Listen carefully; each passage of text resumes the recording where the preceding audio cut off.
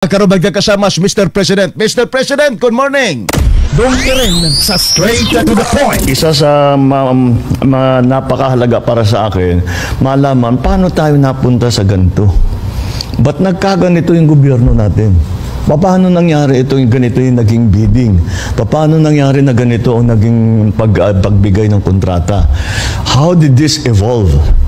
Dahil nung sa experience ko sa local governments, experience ko sa legislature, hindi naman ganito.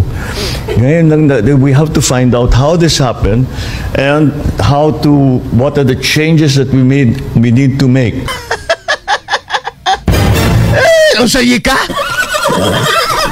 Wa sa masayod?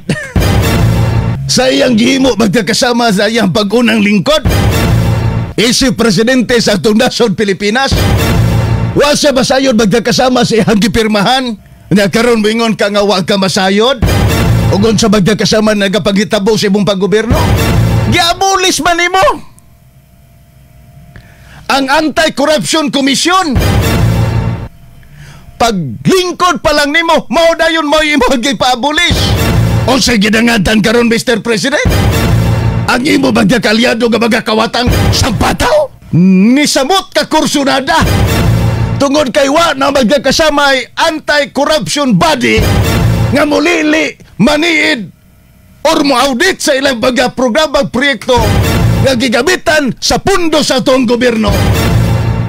Mauna magkakasama guwag tuo, Mr. President, sa ibong administrasyon.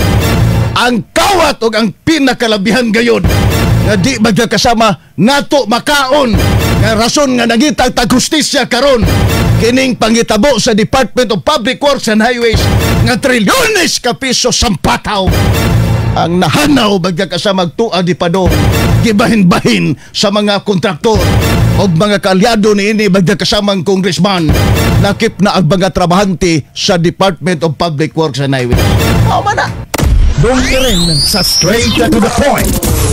Nga nung imo manggi abulis, o karon bagutan na ka? O sa nanipatabo ng panggobyerno ha? Ha?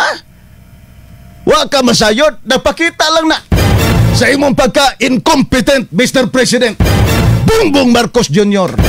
Ug naamay mahayon aning tanan, ikaw, Mr. President, niini karong kontrobersiya nga nagapangitabo sa ato magkakasamang nasod Pilipinas nga din wow kaayo nga hasta ang nasod magkakasama sa South Korea giwithdraw na nga pautangon ta magkakasama dakong kwarta kay nahadlok magkakasama ang pagagamanan sa South Korea nga di mapusla ning utangon nga kwarta sampataw sa katawhan magkakasama nga mo'y target unta nining tabangan nga kwartahang atong pagahulamon ngadto sa South Korea nabalaka ang pagagamanan sa South Korea basin magkakasama ilang i-release ang kwarta upadong rapon ni sa mga sampataw nga magakawatan magkakasama ning gobyernoha. Doon ka rin sa straight to the point. Mauna nga mangita gyud ta magkakasama hustisya. Di lang kay kutob sa pag-resign ni Tambaloslos. Di lang kutob magkakasama nga iuli nila ang kwarta. Si Bryce Fernandez kaghapon kadtong assistant engineer, iuli na lang daw magkakasama nila ang kwarta. Okay, iuli. Iuli ang kwarta.